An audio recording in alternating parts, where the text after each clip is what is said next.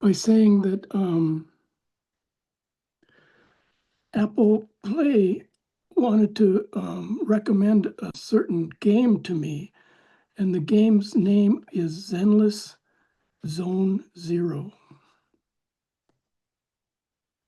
I thought that's a pretty good explanation for shikantaza. Zenless Zone Zero. So that's kind of set the tone. So a few of us have read this book about the evolution of Zen and Chan in China. And one of the themes that came up over and over again was when imperial patronage was taking place and there were these huge monasteries of 1,500 participants, there would be different schools of Buddhism within the same monastery. And I thought, well, that's kind of what's happening now with Buddhist centers, certain Buddhist centers, with the kind of infiltration of Thich Nhat Hanh and Vipassana. So first of all, I wanted to look and see just how many different Buddhist centers there are around the Twin Cities. I know not everyone's in the Twin Cities who's online here, but it's pretty remarkable. So one of the first ones is, so I'm going to go to the ones that don't have any kind of influence in what we call Zen centers. So one of them is there's a Diamond Way Tibetan Center at 3401 Park Avenue. And I found that interesting. I always knew there was a Tibetan center somewhere in the Twin Cities, but 3401 Park is, when I was in Divine Light Mission way back when, we were at 3301 Portland Avenue. So this brings up a lot of memories for me, which may come up later in the talk. But if nothing else, it should tell you that there are some big old houses on Park and Portland Avenue. So there's another one where I think I've known people at one place where I worked, where it was a Nichiren center. This was set by a 13th century Japanese monk in the belief that the Lotus Sutra contains the ultimate truth of Buddhism and that chanting can get you there. So that's downtown at Harmon Place, which is that's a pretty ritzy neighborhood. And the Nichiren people, it's a nice website. Everybody's very smiley and very happy. And it kind of reminds me of the abundance Christian gospel, that you can get just about everything you want. But they do talk about resilience and getting through difficult times. So the one that really surprised me was Three Gems of the North, which is out in Chaska, which is not too far from me. I'm on 494 and Highway 7. Chaska is just a few miles that way. And so the Three Gems of the North is true Theravadan Buddhism from Sri Lanka, with bhikkhus and bhikkhunis and residents there. So that was kind of a surprise to me. And they have a pretty big retreat center in Mankato that they bought from the Franciscans. And Lee Lewis from Just Sitting is what brought me to this, because he's thinking that maybe the Just Sitting retreat will be there if the Zendo is not available in October for the normal Just Sitting routine. And that they can accommodate 40 people, which is just huge. Okay, then we get to Thich Nhat Hanh. Thich Nhat Hanh, this can be a little controversial. I don't especially like Thich Nhat Hanh, but Thich Nhat Hanh has a center in Stillwater, Minnesota. And I was at a place where a woman from there came and gave a talk. and every few minutes she would ring a bell. This is a mindfulness bell. I found this incredibly annoying.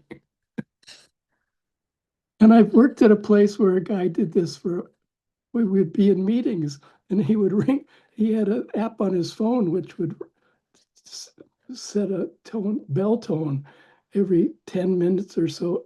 I found that very annoying. If I'm not paying attention, I don't think a bell is helping me pay attention because it's taking away my attention from what I'm doing. So there's things with Thich Nhat Hanh that I don't appreciate as much as I should. One of them is the devotional aspect. People who like Thich Nhat Hanh seem to have this kind of devotional aspect to him. And this is something that when I was in Divine Light Mission, I'm just not suited to be a devotional person.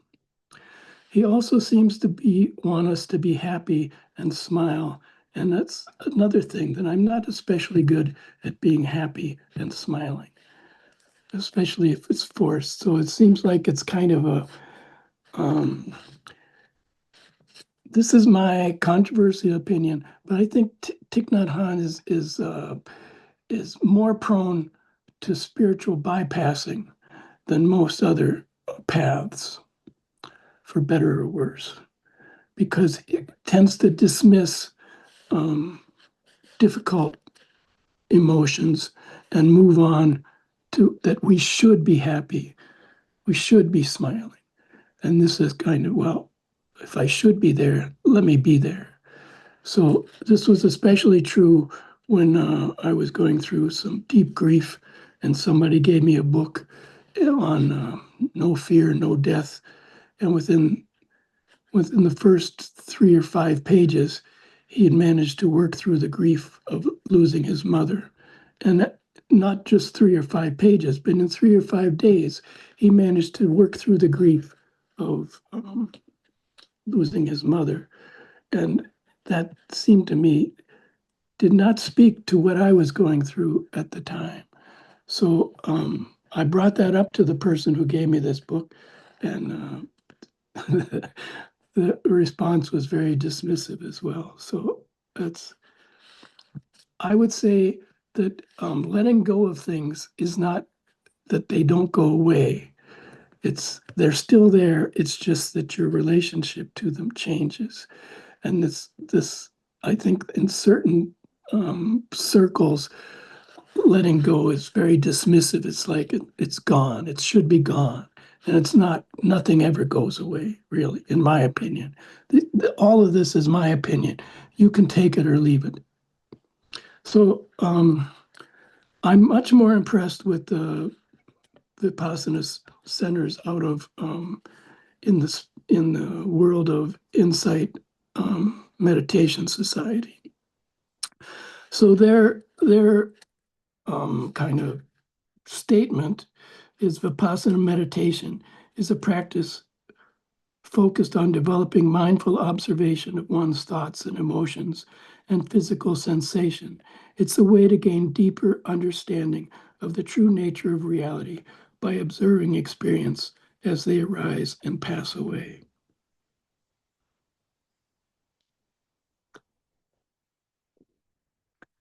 So Insight Meditation Society has a local branch, sort of, as is Common Ground. And Common Ground is very popular. Mark Nunberg is the chief teacher there, but my buddy Patrice Kulsh also speaks there often. So they also bring in metta practice.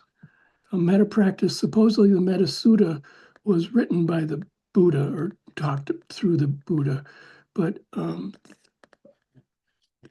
what we know as the metta practice, it was kind of put together in the 5th century, basically Theravadan tradition.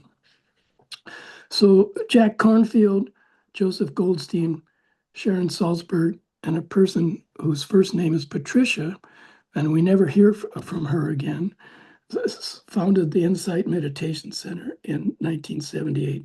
Jack Kornfield and Joseph Goldstein both had been in the Peace Corps.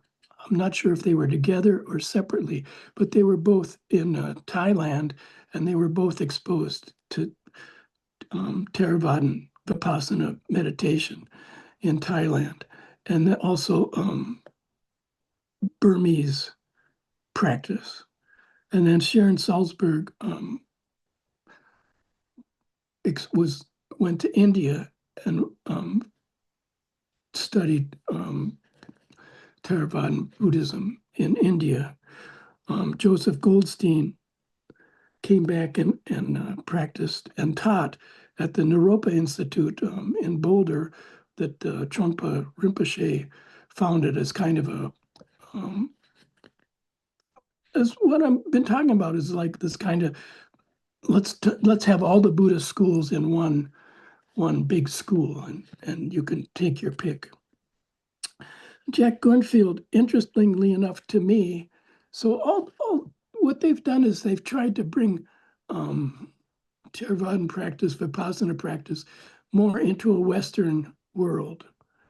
And Jack Kornfield, when he started teaching this seriously, he went back to college and took psychology classes because he realized that in the West, we have a different culture.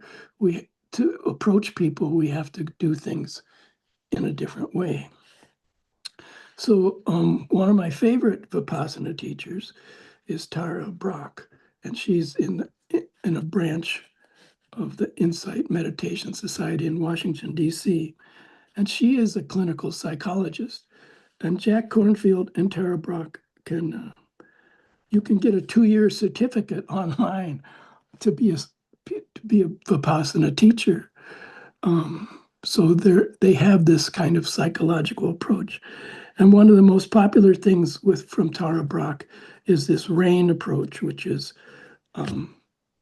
what happens when you meditate.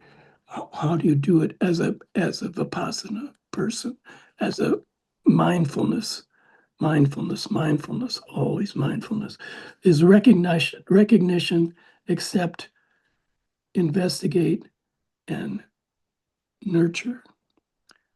Now, what's interesting to me is this is RAIN. I'll say it again: recognition, accept, investigate, nurture.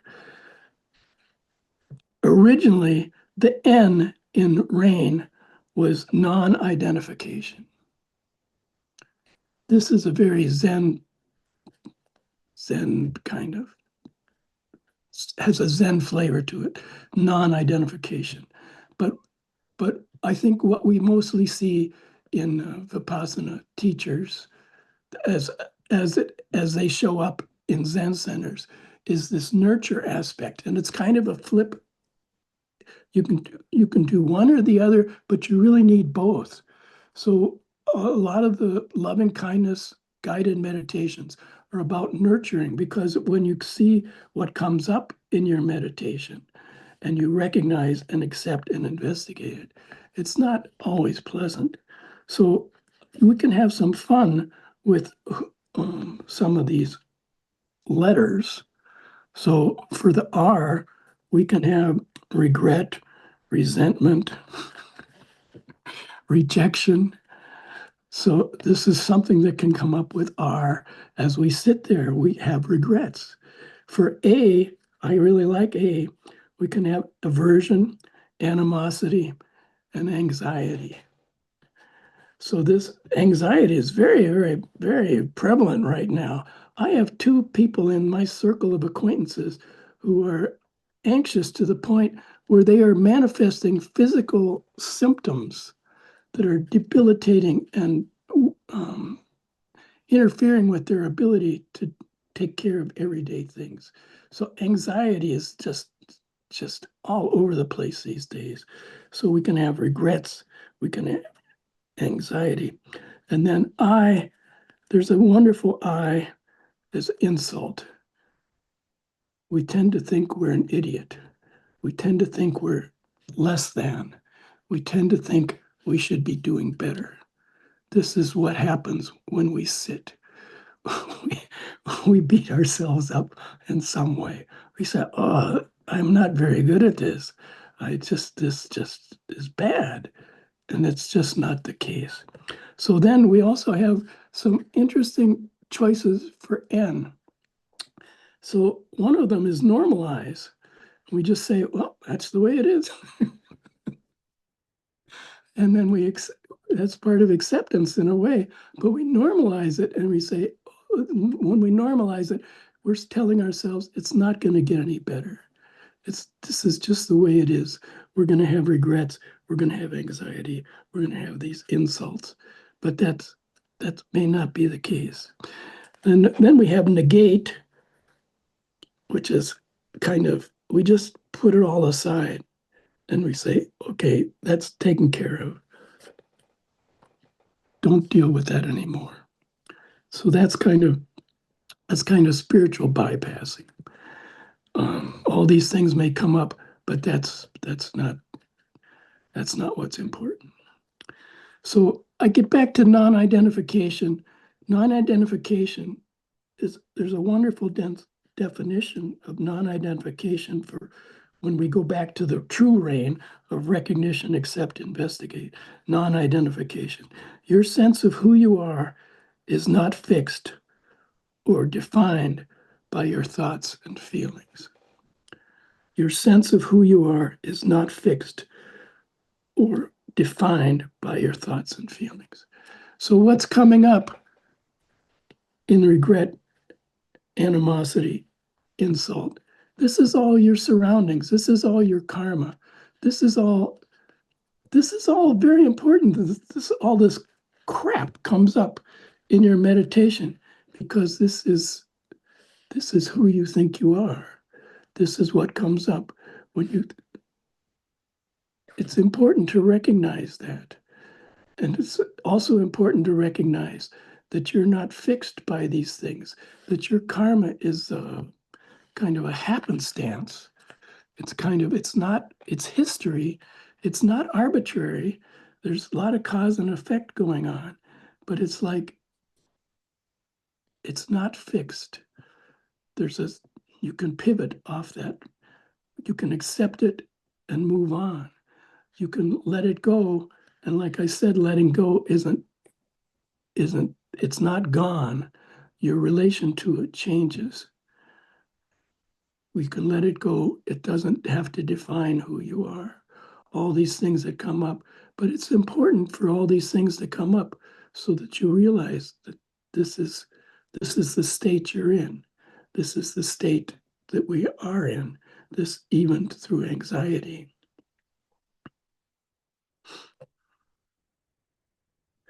So how is Soto Zen different? Soto Zen is different because we don't have all these techniques. Soto Zen meditation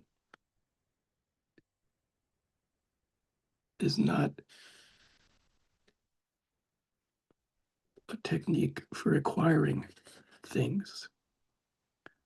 This is from a wonderful book. If you want to know what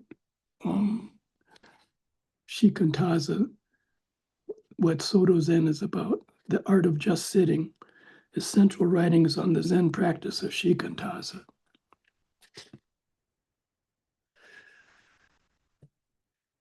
This is from the chapter by Norman Fisher.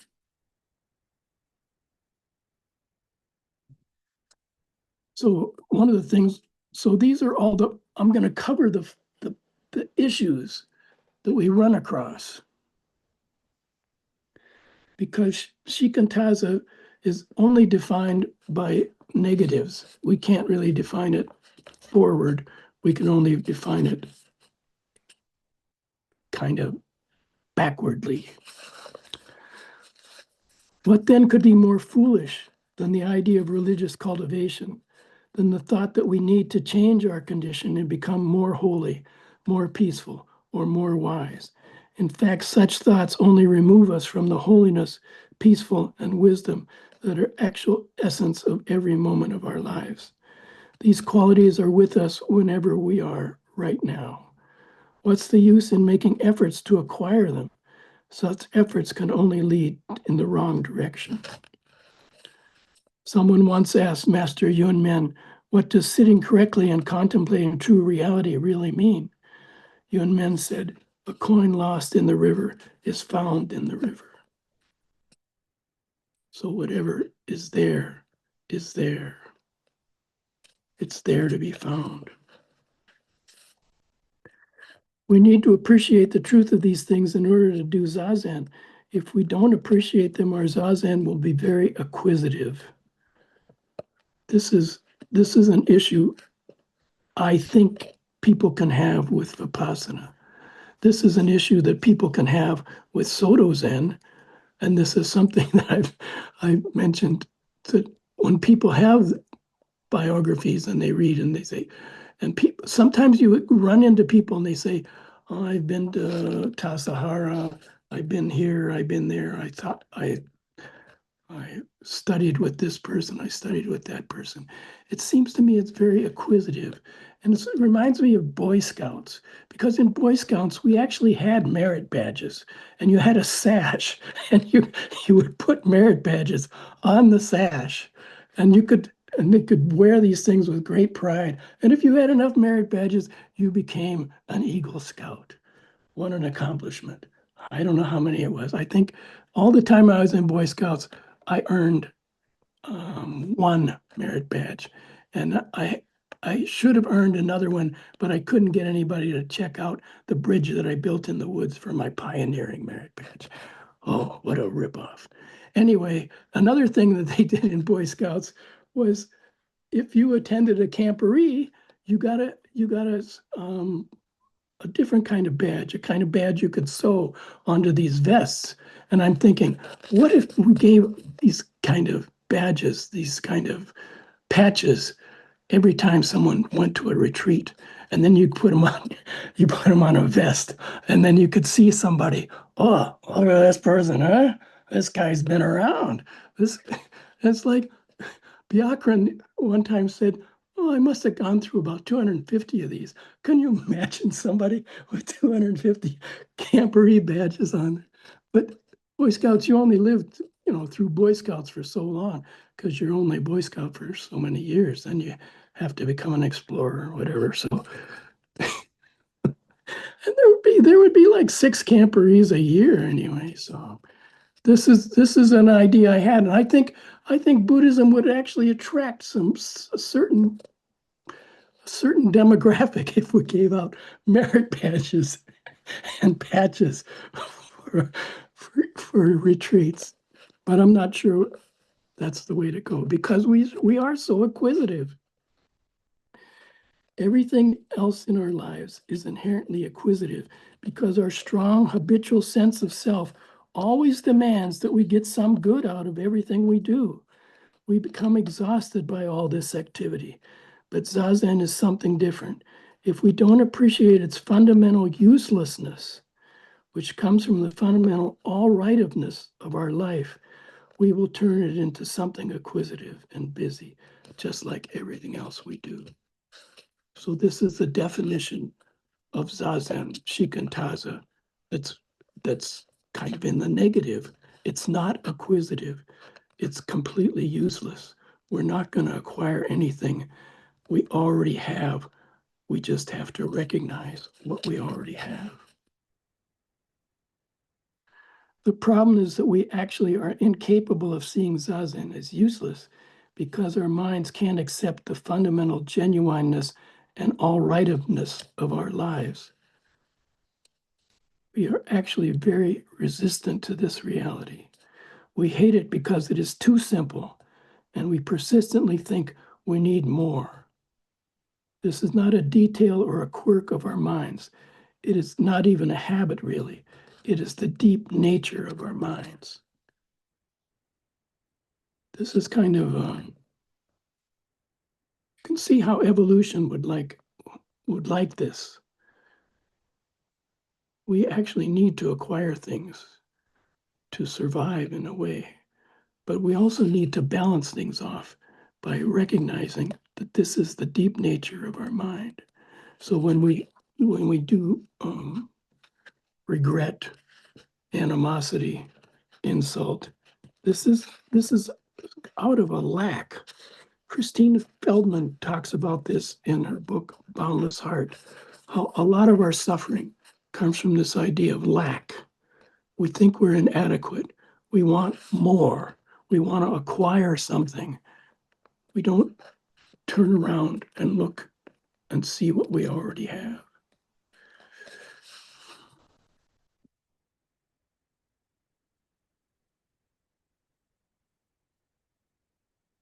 Genuineness or all rightness is wholeness, indivisibility, so it can't be an experience. And even if we practice Zazen and we have certain experiences, we tend to turn them into an object. The worst part is if we think, oh, I should be aware of my awareness, and we turn awareness into an object. Well, awareness can't be an object. And we want to change our awareness. We want our awareness to be sharper. We want our awareness to be cleaner. And we can't, because that's our awareness. You can't turn awareness into an object. This is direct. It's so close. It's so close, we don't know what to do with it. It's so close and so simple, we don't know what to do with it.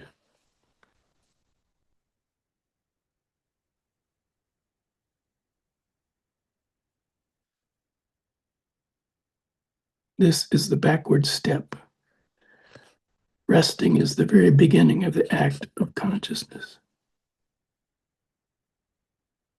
So this is what Norman Fisher talks about, kind of the rain recognition. When I say this is, it sounds as if I mean we should carefully analyze our minds and carefully watch every act of consciousness.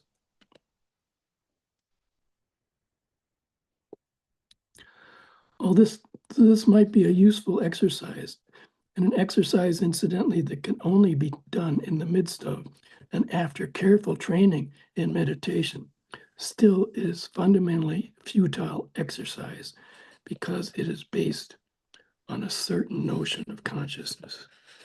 It's based on a notion of consciousness of subject-object.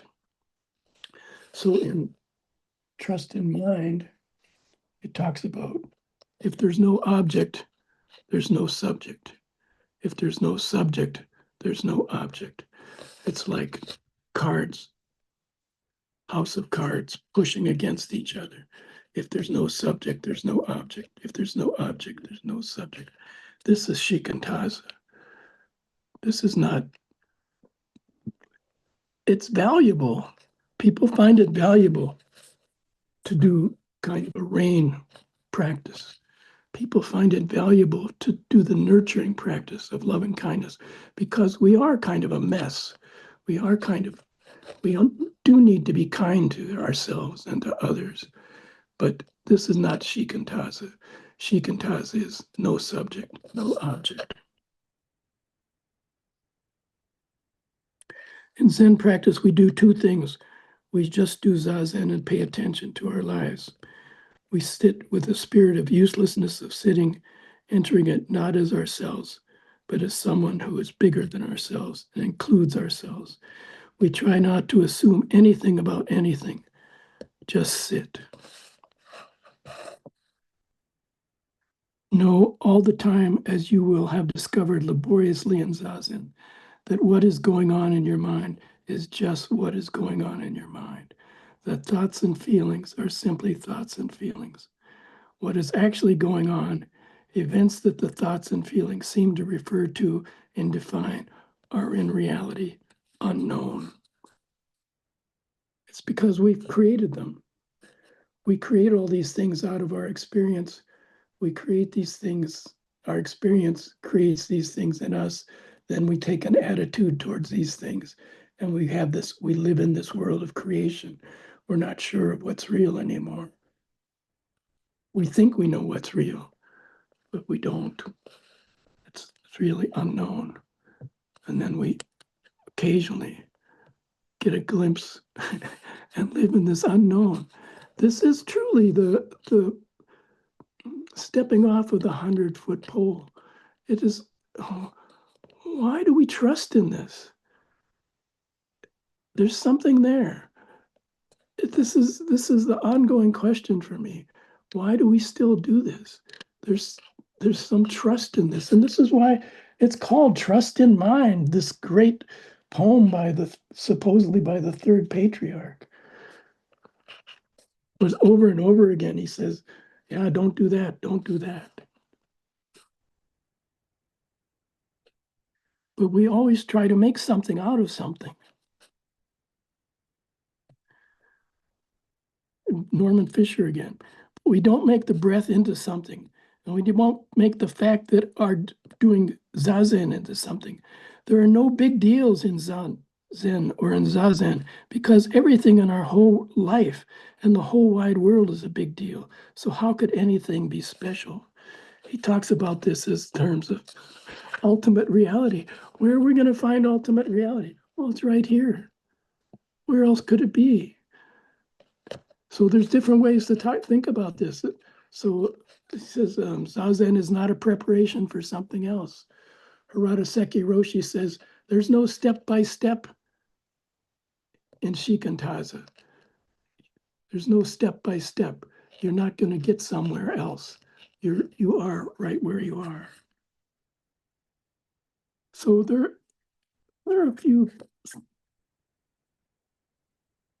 So when I started this talk, I thought I didn't have enough material for one talk, but it turns out I have material enough for 2 talks. And my second talk is going to be on, we define this practice by all these negatives. And say Dogen Fukan Zazengi goes into great detail about how we should sit, goes into great detail about what we should do with our posture, what we should do with our eyes, what we should do with our tongue, what we should do, how we should sit upright. And yet, when it comes to what should we do mentally, there's not much guidance. We hear about non-thinking, but there's not much guidance. And this is true over and over again in Zen. There's not much guidance what to do. So this is why people love and appreciate Vipassana, because there's a lot of guidance. There's a lot of direction. In Zen, it's like, just get in there.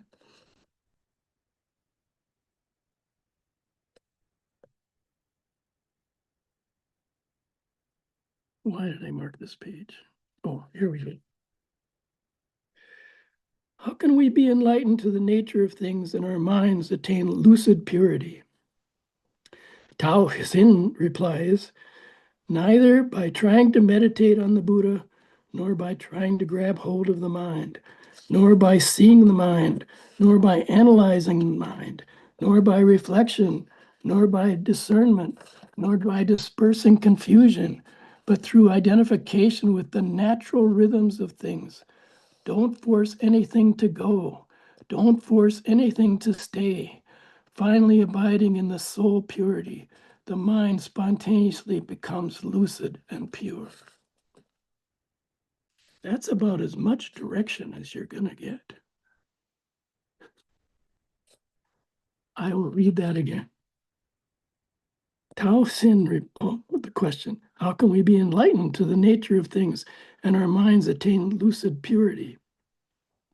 Tao Xin replies, neither by trying to meditate on the Buddha, nor by trying to grab hold of the mind, nor by seeing the mind, nor by analyzing the mind, nor by reflection, nor by discernment, nor by dispersing confusion, but through identification with the natural rhythms of things. Don't force anything to go. Don't force anything to stay. Finally abiding in the one soul purity, the mind spontaneously becomes lucid and pure. So it's like anything you want to do, don't push, don't struggle, just sit there. For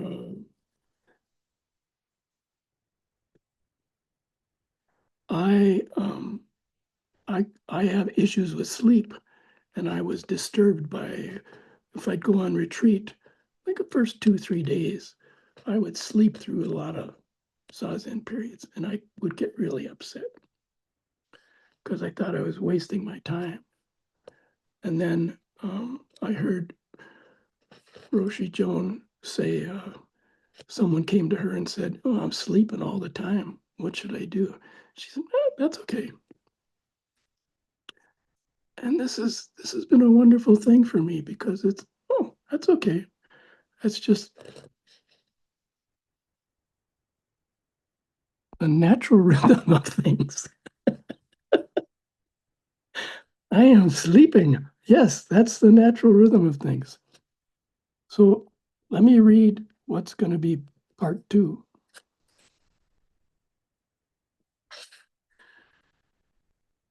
Because this is in the whole thing about, we're not given much direction.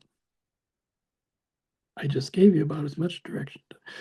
So this is from the book. This is from, this is another chapter in The Art of Just Sitting called Yangshan's Mind and Environment by Jeffrey Shugen Arnold, who took over from John Dido Laurie in his place. This is the Book of Serenity, case 32. The pointer, and this is one of the best pointers.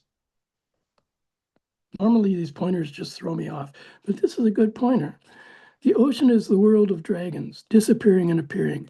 They sport serenely. The sky is the home of cranes. They fly and call freely. Why does the exhausted fish stop in the shoals and a sluggish bird rest in the reeds? Is there any way to figure gain and loss? So what I like about this is the fact that the exhausted fish, sluggish bird, we've tried everything.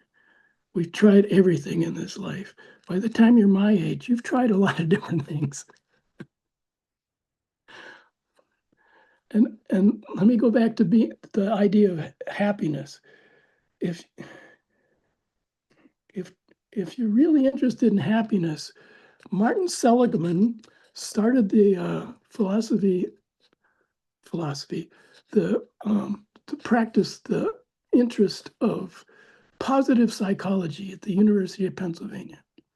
So instead of psychology focusing on all the strange and weird things that can go wrong, Martin Seligman started working on what are the things that can go right with psychology.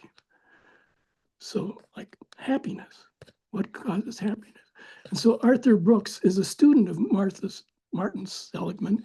He's at Harvard. You can take this free course from Harvard online on happiness. I took this course, and it was really remarkable in some ways because it requires work. You require a certain stress. It's not sitting on a beach and not doing anything. Your life kind of shrinks. It goes down. You need challenges. You need to push in some ways, but not during Zazen. So happiness is a byproduct of working through challenges. And if you don't have enough challenges in your life, life will provide you with challenges. Okay, so why does the exhausted fish stop in the shoals and sluggish bird rest in the reeds? Is there any way to figure gain and loss? Here's the main case. Yangshan asked a monk, "Where are you from?" The monk said, "From Yu province." So this is a teacher asking a new monk, "Where are you from?" Which is also like, who are you? What are you doing here? Where are you from? what's up with you? From you, province. Yangshan said, do you think of that place? The monk said, I always think of it. Yangshan said, the thinker is the mind, and the thought of is the environment. Therein are mountains, rivers, and the landmass, buildings, towers, halls, and chambers, people, animals, and so on. Reverse your thought to think of the thinking mind. Are there so many things there? So let me just say that mountains, rivers, landmass, buildings, this is all your creation. This is all your karma. This is all things you've created, your surroundings, your environment. This is your you province. Reverse your thought to think of the thinking mind. Are there so many things there?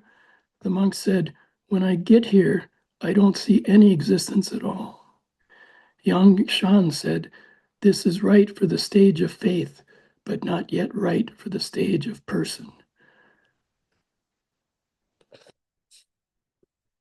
This is kind of the trust in mind. The monk said, don't you have any other particular way of guidance?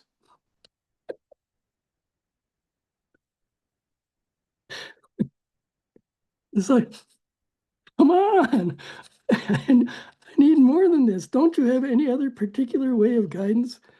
Yang Shan said, to say that I have anything particular or not would not be accurate. Based on your insight, you only get one mystery. You can take the seat and wear the robe. After this, see on your own. I love this. Based on your insight, you only get one mystery. This is the great mystery, life and death. Based on your insight, you only get one mystery. So I would like to conclude with some quote from Wang Po that Dokai used to quote quite often. Ordinary people look to their surroundings. This is the environment. This is you province. Ordinary people look to their surroundings, while followers of the way look to mind, and that's mind with a capital M. But the true Dharma is to forget them both. Ordinary people look to their surroundings, while followers of the way look to mind. But the true Dharma is to forget them both. So, thank you for listening. Thanks for being here, because otherwise I'd just be talking to myself, and I do that enough already. So, well, this is a good time for questions or contributions or comments or new teachings, whatever is coming up for you, please share. Kyoko, I had my hand up online here. So Ryushin, I want to thank you for just a marvelous tour, if you will, of the various Buddhist schools in Minneapolis and your thoughts about Vipassana and then eventually going on to Zen. As I listened, I felt a little bit like the unknown spy in the room because I, in fact, am one of those people that Jack Kornfield and Tara Brach trained from 2021 to 2023 in the mindfulness meditation teacher certification program that is thoroughly Vipassana. And so maybe someday I will give a Dharma talk. Dokei's been waiting, but maybe I will give a Dharma talk about how my detour through, and the detour hasn't quite finished yet, through Vipassana has brought me back to Zen, and how my sitting is much deeper. And as part of my training, family and friends, John, Dokai, Paul, and Mary, had to sit through a day's worth of my practicum on how to teach mindfulness meditation practice. So, there's a lot of routes to Rome, I guess is the phrase. I so thoroughly enjoy the route you've taken, Ryushin. It hasn't been my route, but I'm now able more to just sit. And for me, it's been thoroughly invigorating, enlivening, refreshing, calming, and I think I'm a better person for the route that I've managed to take. But I thought I'd let you know there was a little spy in the room, so to speak. So thank you. It's just a wonderful talk, and I am going to give a Dharma talk someday on my path to emptiness. I would love to hear that. Yeah. So, yeah, I'm thoroughly schooled in Vipassana insight meditation and could talk for quite a while about that. But thank you. Just to let you know.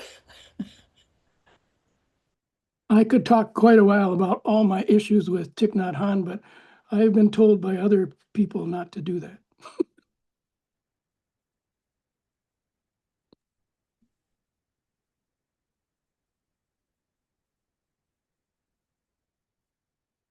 Elizabeth, go ahead and unmute yourself. Okay. Hello, Ryushin and everybody. It's good to see you. You packed a lot into this talk, and I especially like when you talked about letting go, because our culture is so that phrase is overused and misunderstood in sort of a facile way, and I appreciate your probing that about it's really our relationship with the thing we're upset about that changes and not just dropping it. Anyway, I just wanted to appreciate that. And someday I would like to talk to you about Thich Nhat Hanh. Maybe someday if we're driving down to Hokyoji together, I would welcome that, because I have we read different things and have different experiences. But what I want to say about everything you've said is that I have found Vipassana, I guess I don't see them as so separate. Soto Zen is very mysterious, cut through illusion, kind of dramatic. It's funny, all these years of hearing the Dharma talks. But I think the Vipassana and like what you said about rain and what Tara Brach, all those things, I thought they have really helped me to be on the cushion and just being with what arises, whatever arises. And your example of sleeplessness, and I have similar problems. Like how do we be with falling, our heads heavy in our chair? How do we be with that? And beyond thinking, no thinking, just being, that goes against our grain really, really deeply. And so I don't know, I think they complement each other. For me, that's I never reflect on it much. That's why I come to Dharma talks once in a while. But anyway, it's not really a question, but I just wanted to say all those things. I think everybody has to figure out their own balance, given what they get exposed to. So I don't know. I think Vipassana. I really like the idea of the Tara. I really like Tara Brach, her book on radical acceptance. I thought that was a wonderful book, but it was like maybe a third of the way through the book, it's like, well, this is like written by a clinical psychologist.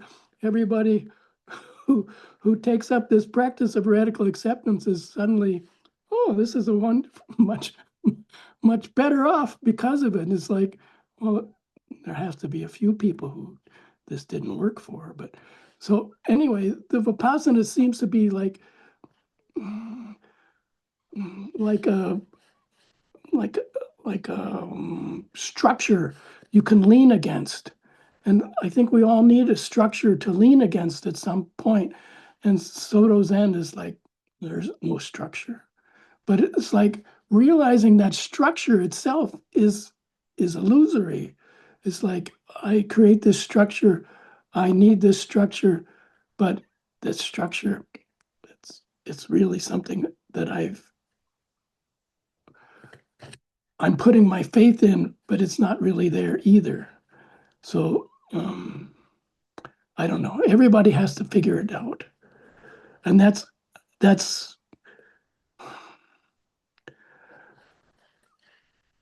I think there needs to be a balance. And everybody has to figure out that balance for themselves.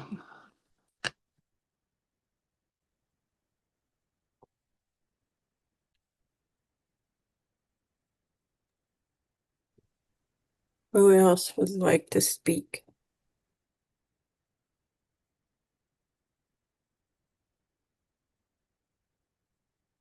That's fine.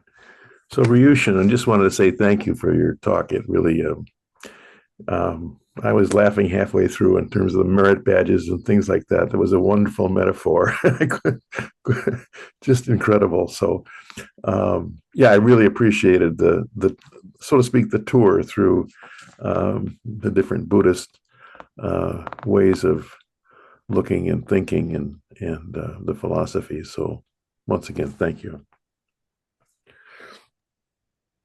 Tokai, it looked like you wanted to speak, but yep. Yeah, just right there. Okay. Yes, thank you, Ryushin. I'm sorry about the host mix-up. Theoretically, I was the designated host. We're just having a little, some little trouble here broadcasting from the Zendo, getting our kind of our things exactly coordinated since we started doing it. In any event, yes, I appreciated your talk, and yeah, and particularly your sense of humor today, and also going out on such a limb about criticizing or offering a critique of Thich Nhat Hanh. I hope you don't get too much pushback about that. So, I have not dared to do that yet. So I have to wait till I retire next year before I start being that. But anyway, I appreciate that. And yeah, and maybe Kyoko will reiterate, but there is a session here next week, starting a week from yesterday. And there's still room to sign up for that, but and I'll contemplate this merit badge thing because we still have quite a few spaces left for the retreat. So please sign up by Wednesday. And I know Kariga Roshi's not going to be too happy if I start handing out merit badges, but we do need more people here at Hokyoji. So you know, I got to adapt to circumstances. But anyway, thank you so much for your talk today. You know, I've been reading some Dogen. There's Fukan Zazengi where he talks about how to do Zazen, and then there's this other Zazenki thing. And in Zazenki, you'd hope that he'd be more explicit about what to do, but instead he just criticizes other schools and how they go about doing things and how that's just wrong. And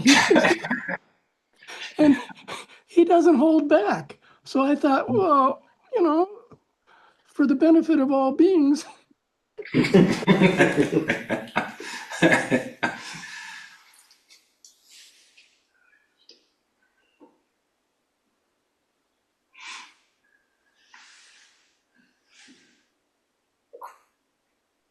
Looks like we're pretty close to time's up. I'm a improvisational host today, so I don't have my usual cues, but we have a full month. I think we've got not only the next week's Sesshin with Dokai and Daigaku and Reiren as instructors for us, but we also, I think, have MZMC, we've got Compassionate Ocean. Help me out here, Gage, if I'm steering wrong, but we have quite a bit coming up to take advantage of. So if you really want to have fun practicing, just come and stay for the month.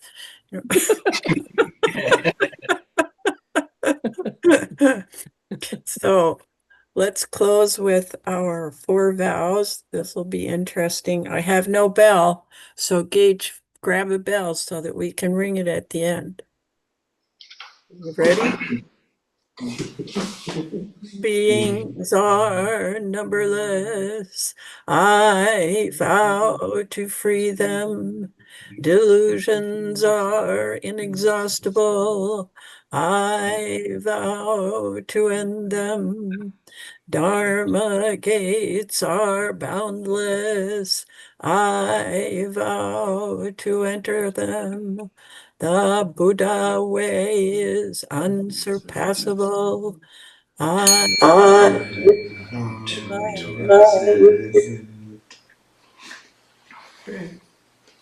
Perfect. Perfect. Thank you. Thank you.